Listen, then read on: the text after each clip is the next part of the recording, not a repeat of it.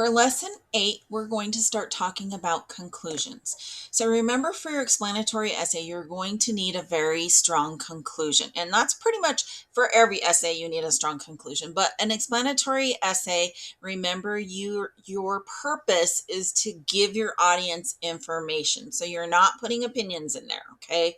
Your conclusion really needs to reinforce your main idea, and you need to sum up the most important parts of your text. So probably the sections that you put in there, you're probably going to review just those like topics that you reviewed in your sections, right? And then it needs to give a final thought about the topic. Why does it matter that we learn about this subject, right? What is the importance to this particular essay that you wrote, or this particular text that we're reading? And then restate what you want your reader to remember. So with the closing statement, something of impact or something like that. Do not bring up anything new in your closing. Everything in your closing should just basically be review of what you were talking about, and maybe a final thought on there.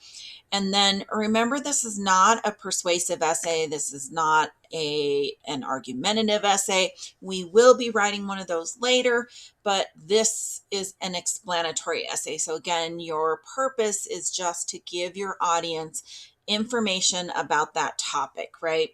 So let's go ahead and watch a short video on how to write a strong conclusion for an explanatory essay. Hey guys, and welcome to a tutorial on how to write a conclusion for your research paper.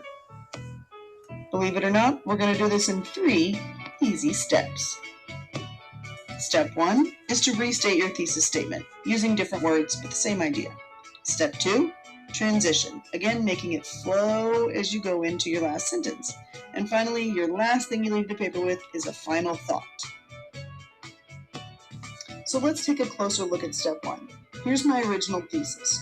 Pearl Harbor was a planned attack that caused a great deal of damage and will be remembered forever. Here it is restated. The attack on Pearl Harbor was well thought out, caused many casualties, and will forever have a place in American history. So if you look closely, you can see that they're sharing the same idea, but they're definitely using different words. That's what we're looking for here. Step 2, the transition. This is a great place to refer back to an important fact or a statistic you like from your paper. For example, the attack shocked the United States and forced them into war. See, I referred to that earlier in my paper, so it's a good time to pull it back. So we finally made it to the last sentence in your paper. Guys, this is the culmination of a lot of hard work. You want to leave your reader with a bang. Leave them with something to think about and make them know just how awesome of a writer you are. So here's what I went with. Finally, when Japan decided to attack the United States at Pearl Harbor, they were hoping to start a fight. It was a decision they would regret for years to come. That's got some punch to it. That leaves the writer thinking about what you talked about in your paper. So let's put it all together. The attack on Pearl Harbor was well thought out, caused many casualties, and will forever have a place in American history. The attack shocked the United States and forced them into World War II. Finally, when Japan decided to attack the United States at Pearl Harbor, they were hoping to start a fight. It was a decision they would regret for years to come.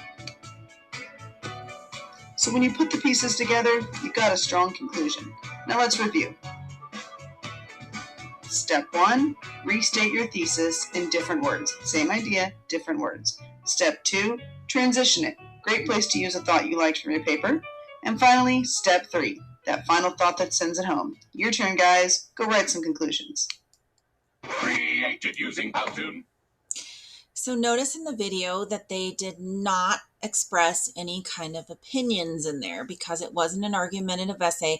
They weren't trying to convince anyone to do anything. They didn't say, oh, go out and do this based on this information, or you should recycle, or, anything like that. So you're not trying to convince your audience to do anything or take any kind of action. So just make sure in your closing argument that you are just taking the steps that are listed here. All right. Good luck on your conclusion, guys.